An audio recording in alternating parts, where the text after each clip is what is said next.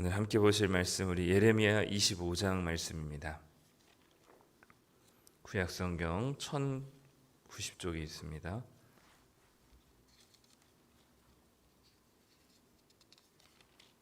예레미야 25장 15절부터 29절까지 말씀 함께 보도록 하겠습니다. 구약성경 1090쪽입니다.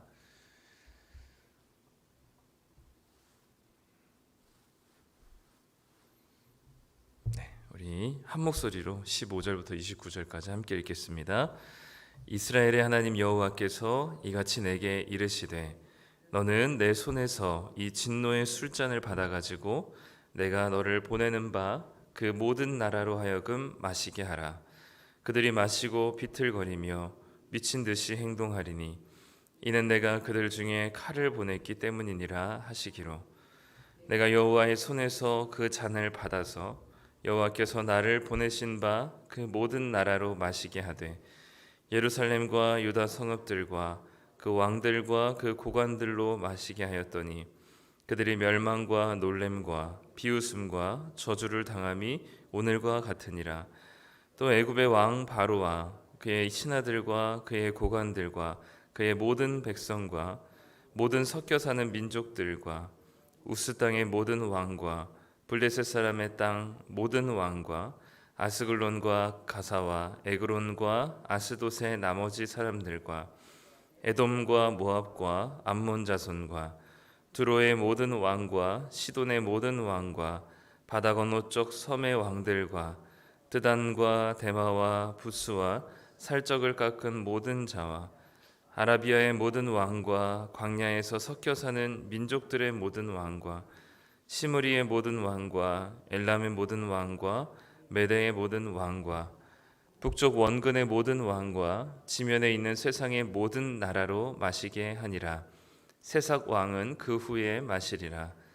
너는 그들에게 이르기를 만군의 여호와 이스라엘의 하나님 말씀에 너희는 내가 너희 가운데 보내는 칼 앞에서 마시며 취하여 토하고 엎드러져 다시는 일어나지 말아라 하셨느니라. 그들이 만일 내 손에서 잔을 받아 마시기를 거절하거든 너는 그들에게 이르시기를 만군의 여호와께서 말씀하시기를 너희가 반드시 마셔야 하리라. 보라, 내가 내 이름으로 일컬음을 받는 성에서부터 재앙 내리기를 시작하였은즉 너희가 어찌 능히 형벌을 면할 수 있느냐. 면하지 못하리니 이는 내가 칼을 불러 세상의 모든 주민을 칠 것임이라 하셨다 하라. 만군의 여호와의 말씀이니라. 아멘. 네, 오늘도 새벽에 이 기도 가운데 함께 나오신 성도님들을 환영하고 축복하고 오늘 그 기도하는 기도의 목소리에 하나님께서 응답하실 줄 믿습니다. 네, 오늘 예레미야 25장 말씀인데요. 어제에 이어서 계속해서 진노 하나님의 심판에 대한 이야기가 등장합니다. 어제 우리가 본 거는 그 하나님께서 여호아스 왕 다스리던 때까지 하나님께서 선지자들을 보내고 23년 동안 그리고 그 이전부터 계속해서 선지자들을 보내서 하나님께로 돌아오기를 촉구하였지만 회개하지 않은 이제 이스라엘 백성들에게 하나님께서 드디어 심판의 구체적인 대상자 느부갓네살 왕 바벨론 왕을 예루살렘으로 보내시기로 결정하시고 이제 그로 인해서 어떻게 멸망하고 폐허가 될 것인지를 말씀하셨습니다. 오늘 우리가 읽은 이 말씀에는 이제는 어제도 잠깐 끝쪽에 이제 그런 부분이 이제 걸쳐져 있었는데 오늘 말씀은 이 진노의 술잔을 마시지 않을 이 세상에 나라가 없다라는 이야기를 하고 있습니다. 그러니까 하나님의 심판을 벗어날 길이 이 세상에 있는 단 한 명도 하나님의 심판을 벗어날 사람이 없다. 하나님의 심판을 받지 않을 나라가 단 한 나라도 없다는 사실을 계속해서 보여줍니다. 그래서 오늘은 특별히 그 심판을 진노의 잔으로 표현하면서 그 진노의 잔을 하나님께서는 예레미야를 통해서 온 백성과 온 열방과 모든 나라에게 마시도록 하라, 그리고 그들이 취하도록 하라라고 말씀하시면서 하나님의 심판에 온전히 심판에 잠기게 되는 이 나라들의 모습을 보여줍니다. 처음 우리가 읽은 15절부터 17절까지는 이 하나님의 심판의 진노의 잔을 마시게 되면 어떻게 이들이 되는지, 그게 이제 취하여 비틀거리고 조롱과 그리고 이 놀램과 멸망과 놀램과 비웃음과 저주를 당하게 된다라고 얘기하면서 하나님의 심판의 그 결과가 얼마나 비참하고 끔찍한지를 보여주고 있고요. 19절부터는 그 대상자들, 18절부터는 그 대상자들이 예루살렘과 그리고 유다 성읍들로부터 시작하여서 그리고 애굽과 그리고 유다 남유다의 남쪽에 있는 이스라엘의 남쪽에 있는 이 지역과 그리고 그 주변에 있는 나라들, 그리고 저 동쪽의 아라비아와 그리고 바벨론에 이르기까지 하나님의 심판이 이 애굽에서부터 메소포타미아까지, 당시에 이제 이스라엘 백성들이 생각할 수 있는 전 세계가 그 정도의 규모였거든요. 서쪽으로는 애굽, 동쪽으로는 바벨론. 그 애굽에서부터 바벨론까지 하나님께서 전부 다 하나님의 진노의 술잔을 마셔야 되는 심판의 대상자들이라는 사실을, 그러니까 모든 나라가, 온 세계가 하나님의 심판을 받을, 그 누구도 그 진노의 잔을 피하지 못할 대상자들이라는 사실을 보여줍니다. 처음에는 이스라엘 백성들만 하나님께서 심판하는 이스라엘 부족의 신인 것처럼 여겨졌지만, 사실 하나님은 이스라엘이라는 지역에 국한되거나 또는 이스라엘 민족을만을 위한 신이 아니라 온 세상을 다스리고 계신, 우리가 생각하는 것보다 훨씬 더 위대하시고 광대하신 하나님이시라는 사실을 오늘 말씀을 통해서 보여주고 있습니다. 혹여나 그 27절부터 29절까지는 그 진노의 잔을 마시기를 거부하는 자들까지도 하나님께서는 그 진노의 잔을 마시게 하실 것이다 라고 얘기하고 있습니다. 결국 하나님의 심판을 그 누구도 피하지 못한다는 사실을 보여주죠. 마치 이 모습을 보면 이제 예수님께서 다시 오시는 그 재림의 날이 어떤 광경일지가 좀 예상이 되기도 합니다. 이 세상에서는 우리가 얼마든지 하나님께로 돌이킬 수 있는 시간과 그리고 돌이킬 수 있는 기회들이 주어져 있습니다. 하나님께서는 끊임없이 당신의 이 종들을 보내셔서 하나님을 모르고 살아가는 백성들로 하여금 하나님께로 돌이켜서 하나님을 믿게끔 할 수 있는 수많은 하나님의 예수님의 표현으로 말하면 모세를 비롯하여서 모세 율법을 통하여서 선지자들을 통하여서 끊임없이 보내줬음에도 불구하고 하나님께로 돌이키지 않는 이 백성들에게 결국에 하나님께서 다시 오시는 그 예수님의 재림의 날에는 그 어떤 돌이킴과 회개도 가능하지가 않은, 그 어떤 대상도 숨겨지지가 않는, 그 어떤 사람도 하나님의 이 심판에, 그 엄중한 심판에 제외되는 사람이 없는, 그야말로 기회가 이제는 다시는 없는 그때가 바로 예수님께서 다시 오시는 그 심판의 날이기도 합니다. 그래서 두려움 가운데, 또 온갖 두려움 가운데 예수님이 다시 오시는 것을 심정적으로 거부하고 거절하고 받아들이지 않을지 모르겠지만, 그날에 이르러서는 그 모든 사람들이 예수님이 다시 오시는 사실을 보게 되고 그 사실을 부정할 수 없게 되는 날이 바로 주님께서 다시 오시는 심판의 날인 것이죠. 마치 하나님의 이 진노의 칼날과 술잔을 마시지 않을 대상자가 없는 것처럼 온 세계가 하나님의 심판을 받아 마땅한 죄로 가득한 세상이라는 사실을 보여주는 이 모습들이 마치 이 마지막 때에 예수님께서 다시 오시는, 우리로서는 예수님이 다시 오신다는 사실이 이게 체감되지 않는, 그냥 언제나 먼 이야기만 같았던 그 이야기가 바로 현실이 될 때 우리는 그 충격과 이 당황과 놀램이 이루 말할 수 없을 것이라 여겨집니다. 물론 주님의 다시 오심을 기다리는 믿는 자들에게는 이것이 당황과 놀람이 아니라 감사와 기쁨이 될 테지만, 하나님을 알지 못하고 또는 하나님을 거부했던 사람들에게는 이것이 진노와 심판의 길이기 때문에 그 날이 큰 충격이겠죠. 그래서 오늘은 사실 말씀은 간단합니다. 하나님은 모든 열방들을 진노의 잔을 마시게 할 것이다. 하나님은 모든 세상 나라들을 심판하실 것이다 라는 것입니다. 이것을 통해서 우리가 알 수 있는 것들을, 하나님에 대해서 알 수 있는 것은 하나님의 이 주권이라는 것, 하나님의 이 세상을 다스린다는 사실이 얼마나 실제적이고 이 영역이 광범위한지, 전 세계, 온 열방을 다스리시고도 남으신 위대하신 하나님이시라는 사실을 보여줍니다. 특별히 이스라엘 백성들에게는 이 하나님이 어떤 하나님으로 여겨졌냐면 자기들만 다스리고 있는 민족의 신으로 여겨졌습니다. 물론 그때 당시 모든 민족들과 나라들이 그렇게 생각했어요. 온 세상을 다스리는 나라의 개념, 하나님 신의 개념보다는 자기의 부족과 민족을 다스리는 책임지는 나라 그 신으로 여겨졌거든요. 그래서 나라와 나라가 전쟁하면 그 나라의 신들과 이 나라의 신이 이 전쟁 싸워서 좀 더 강하고 큰 신이 이겼다라고 얘기하게 됩니다.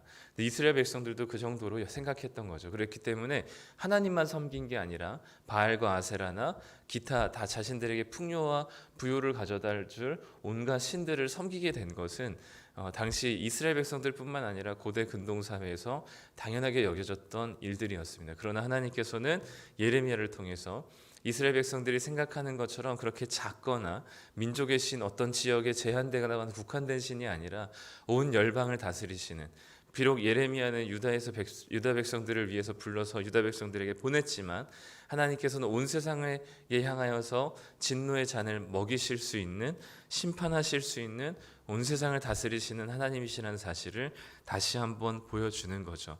만약 우리가 하나님을 진짜 이런 하나님으로 믿는다면 정말 하나님께서 온 세상을 다스리시는, 고작 나 하나 또는 요 크리스찬들 몇 명 정도를 위한 신이 하나님이 아니라 저 온 나라, 온 열방, 온 세상을 다스리시는 하나님이시라는 사실을 우리가 정말 믿는다면 우리에게 주어진 개인적인 조금의 부족하거나 조금 연약하거나 결핍된 문제들이 우리가 이 광대하신 하나님을 믿는다는 그 믿음을 가지고 있다면 이것이 그렇게 크거나 우리의 삶을 포기할 만큼 절망적인 문제는 아니라고 여겨질 겁니다.